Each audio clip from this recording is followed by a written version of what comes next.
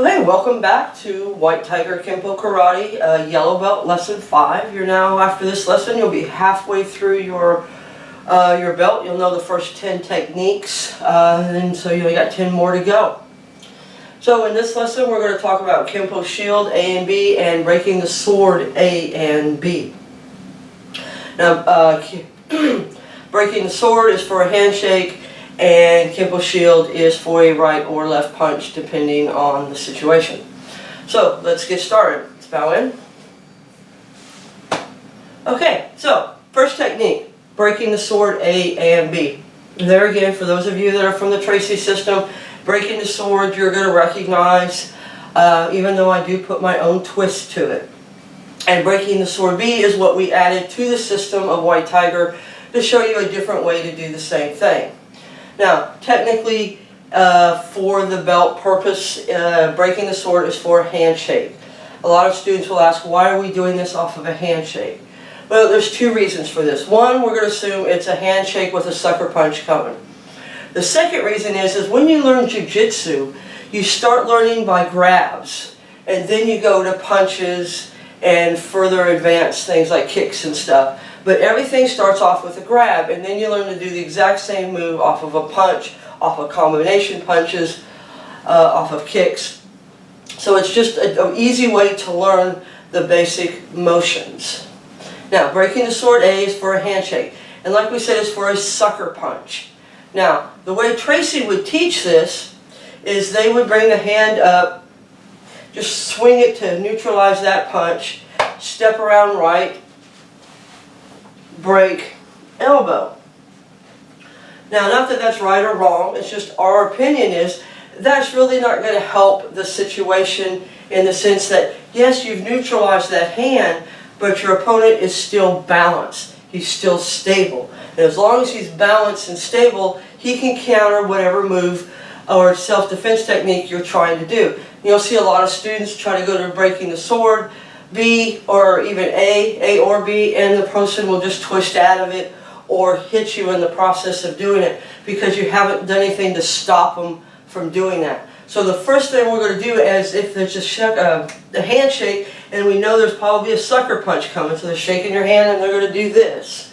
First thing we're going to do is we're going to take the web of our hand and strike the back of the wrist so that the wrist will be like this. And then we're going to rotate it up to shoulder level. So you want the wrist shoulder level, just like this, fingers pointed to the ground as best you can to stretch out that tendon. Now as you do that and you point those fingers to the ground or even try to push them to point them to your opponent, that's going to get them up on the balls of their feet. They're going to try to relieve that pressure by standing upward. Now that's only part of it. Also, the thing we want to do as we do this is we want to step forward with our left and shove them. Okay, so now we have them on their toes and we shoved them backwards. So they're no longer stable and they're very off balance. So you want to work that motion several times on a partner if you can and get used to doing that as one motion. So as you step, you're literally taking those fingers and shoving them right into your opponent's rib cage. That'll get them up on their toes. Once they're up on their toes, you're going to take your right foot and swing it all the way around to almost the 11 o'clock position. Okay, somewhere between 10, 30, 11. You don't want to be too far out. And you want to stay really close and in tight with your opponent. In other words, you don't want this space between you and the opponent. You want to be as in tight as you need to be to get this to work, as well as to keep them from striking. So you want to go to the dark side, as they would say. So you're going to come up and you're going to shove. Then you're going to take your right foot, swing it around, bring the hands all the way up, and break over your shoulder.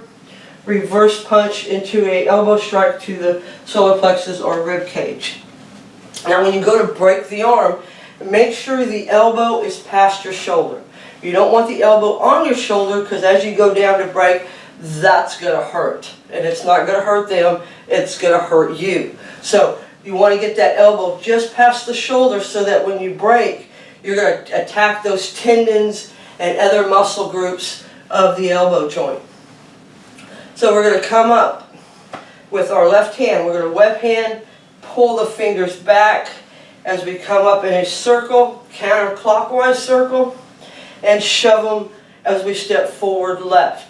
Keeping them on the toes and on that pressure on those fingers, we're going to swing our right foot around to about the 10:30, 11 o'clock position. Bring the hands up, grab with both, drive straight down, attempting to break the elbow. Put the hand out into a reverse punch and throw it into chamber as hard as you can to do a backwards elbow strike, leaving this hand available and in a check position. Okay, again on A, you're in a handshake. Just like with any of our triggers, you're going to put the hand in the position that you're going to think it's going to be in when the attack takes place. So they're going to shake your hand. You obviously know it's a sucker punch coming, so you're going to step and shove. Get them off balance. Practice that move. Step and shove. Push them back. Get them out of the position and neutralize that hand at the same time. Because if they're up on their toes, they can't punch. Okay, so push them back. Right foot swings around. Hand up. Break. Reverse punch. Okay, that's A. Now the B version. The B version is what they call a four-directional throw in Aikido Jiu-Jitsu. We're going to teach it first just like they would off of a handshake, which is why we introduced it in yellow belt, and then you're going to see it again in orange belt used with a punch. So we're going to keep stair-stepping you through those locks and takedowns.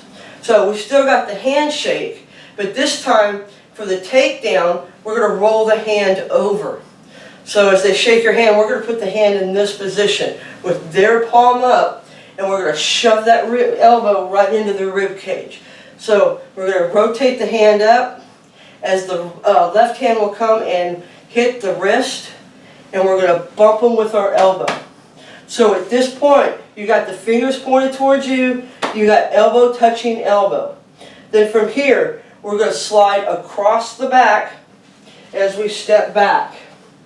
Still, using your own elbow, apply pressure. Get them up on their toes as we continue the takedown to the ground. And then once you have them on the ground, you drop the knee into the rib cage, and as the head pops up, vertical punch to the face. Or that could easily be an inverted punch. Basically any strike you want to come into depending on the distance between you and your opponent. Now, what I don't want to see, and this is really important, as you come across and you put across your shoulders, don't lift the arms up. Okay? As soon as you get the arms up, you're going to change the position of that elbow. At this point, you've locked up the wrist, the elbow, and the shoulder. Now, if you adjust your hands by lifting them up, you've relieved some of that pressure, plus now it's easier for them to dance or counter out what you're doing, because you've got to leave that pressure on. As you come in, you want to pop that elbow up, just like that. Okay, so you're going to rotate the hand in and shove it into their body. So you're going to come in and shove it. Okay, that's what you're going to do. You're going to step in and shove it. And then when they're in that position, you're going to bump it, shoulder to shoulder, step back left to about the 11 o'clock. I'm getting better in here in camera range. Step back left to about the 10:30, 11 o'clock position.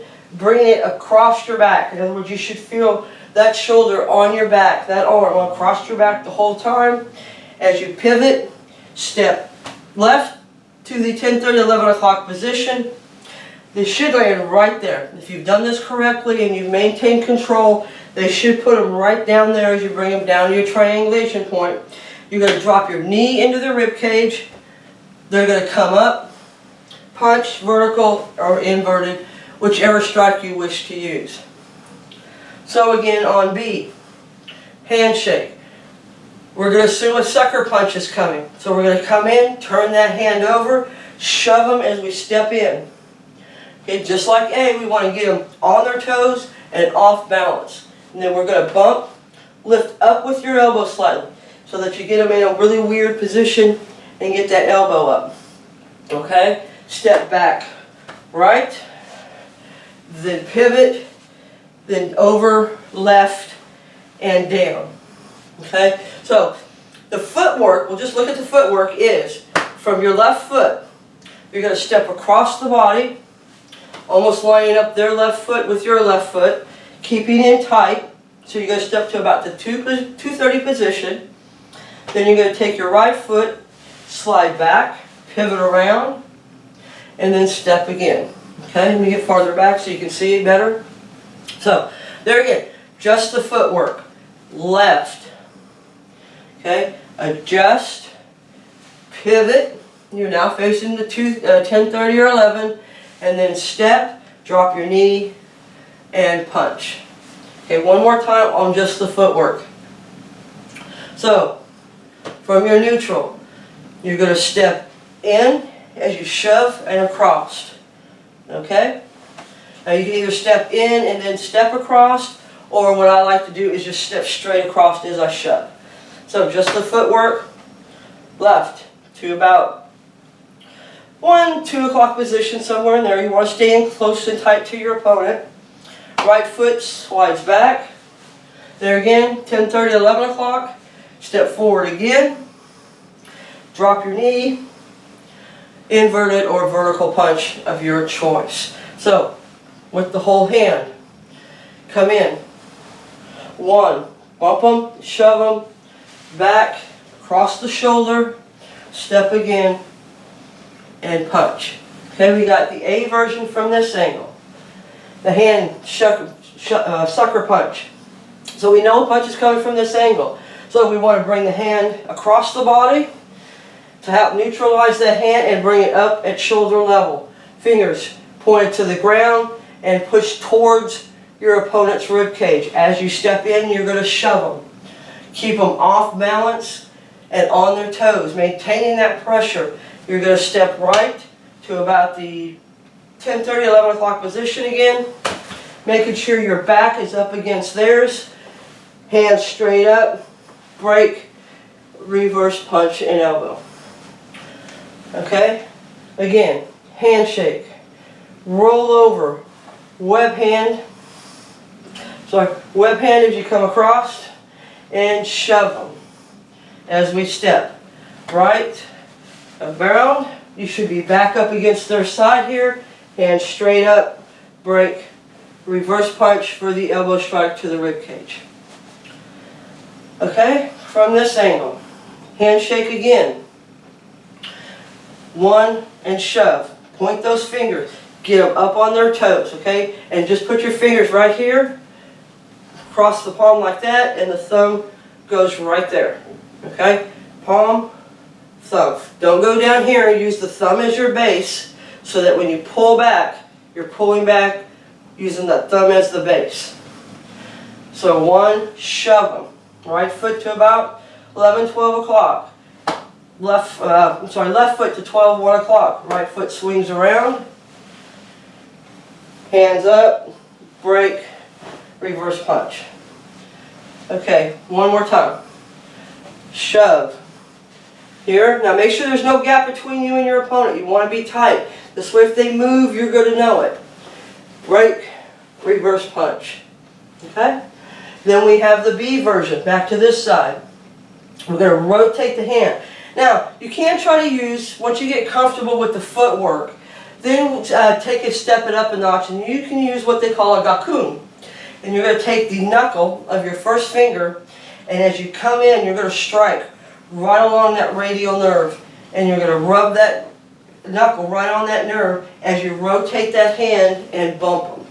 Okay, that'll add some little extra pain, but it's going to take practice learning to strike in that right area of that nerve. Right there where you see the lump in the arm, that's what you want to hit. You want to come in and strike it, and then bump with your arm. Then lift up, keeping that pressure on, back, around, strike down. Okay? Again, from here, strike the radial if you want to work on it. Otherwise, just use the web hand and come in and bump, lift up, step back just like you would do on the A, but we're going to complete the turn and then step one more time with our left and strike down. Okay, from this angle, handshake. We want to neutralize that hand, but at the same time, we also want to make sure we got them off balance and on their toes. It doesn't do any good to neutralize or block an arm if all they have to do is sidestep or turn around to reverse what you're doing. So we're going to get them up on their toes by using the elbow and wrist lock. Okay, 4-directional throw. Step back, pivot, and down and punch. Okay?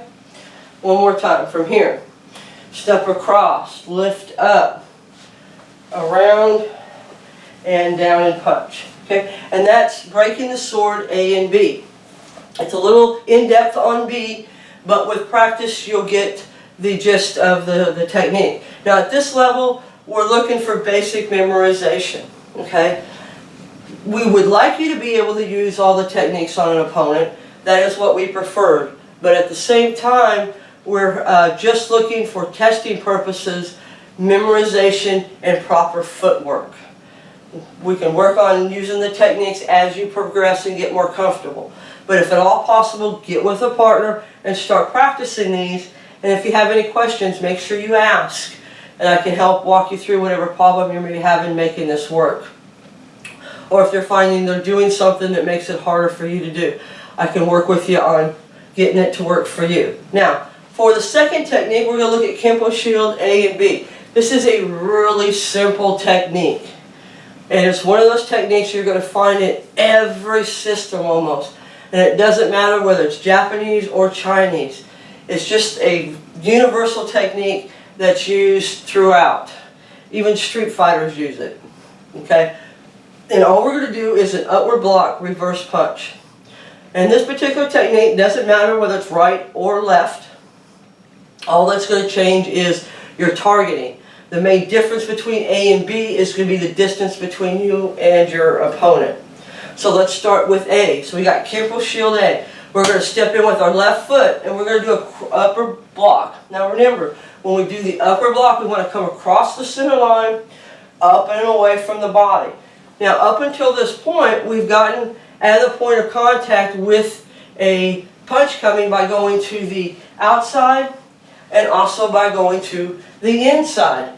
But this time we're going to go under the punch. So when we get to do the punch, we want to make sure our head is out of the way of that punch. There again, if our block goes horribly wrong, make sure you don't get hit. The first rule of Kenpo and self-defense is positioning. Positioning is more important than blocking, because if you're in the right position, the block's just irrelevant other than setting up the rest of the strikes. So as the punch comes in, you're going to step in or back, it doesn't matter. There again, that's going to depend on you and your opponent. You're going to have to work with other people of different sizes and see which one you do most. I'm a little bit smaller than most people, so I have to step in on almost everybody. The only time I really have to step back on this technique is when I'm caught off guard and it's one of those, oh crap, I wasn't paying attention and I should have been. So, step in or step back, it doesn't matter if you step in, you're going to step in left. If you step back, you're going to step back right, because remember the back leg is the one we're going to strike with. So, as the punch comes, we're going to get up and underneath it. We're going to shy the punch up and away from our body. We're not going to leave the hand here. I know a lot of systems teach it where you just leave it there. It's still in line with you. We want it out and away from the body. Because that punch isn't just going to stop on a dime. It's going to keep coming at you. Especially if he's got any power behind it. So up and away in a low horse stance as we throw a reverse punch to anywhere down the center line. Okay, you can strike the face, the solar plexus, or the groin. It doesn't matter as long as you strike one of those center line targets. So up and over, reverse punch, hard bow, hand flat, hand in check. We're not going to put it down here, we're going to put it right here, and we're going to go back to our fighting stance. This way if they throw a punch or come back at you, our hand's in position. Now this block also is a good thing for setting up grabs and wraparounds. So it's a good block to utilize because it leads into a lot of other locks and takedowns. So again on A, upwards block, up and out of the way, make sure that block is out of your point of contact. Throw the reverse punch into hard bow and back to stance. That's all there is to Kenpo Shield A. Now we got Kenpo Shield B. This is one of my all-time favorite techniques. I use this probably more than anything because it's a really good technique to initiate, especially like I said when you get caught off guard. It's really easy to just drop and hit. and I've used it numerous times in sparring class when I've had other sparrers working with me, partners, come a little faster than I thought, a little stronger than I thought, and I was always able to use this to help slow them down and set me up for some other kind of a move. So there again, step forward left, step back right. That's going to depend on you. Sometimes I step forward and sometimes I step back. When I'm practicing, it's almost always forward. But I do, in my head, know at any time I can reverse that to a back. So we're going to start off just like A. Up, over, we're in this position. But now we realize we're much closer than we anticipated. So we can't roll our hand over. Okay, there's no room to throw that punch and get any power. And since we can't get any power, we're going to have to change the strike to what we call an inverted punch.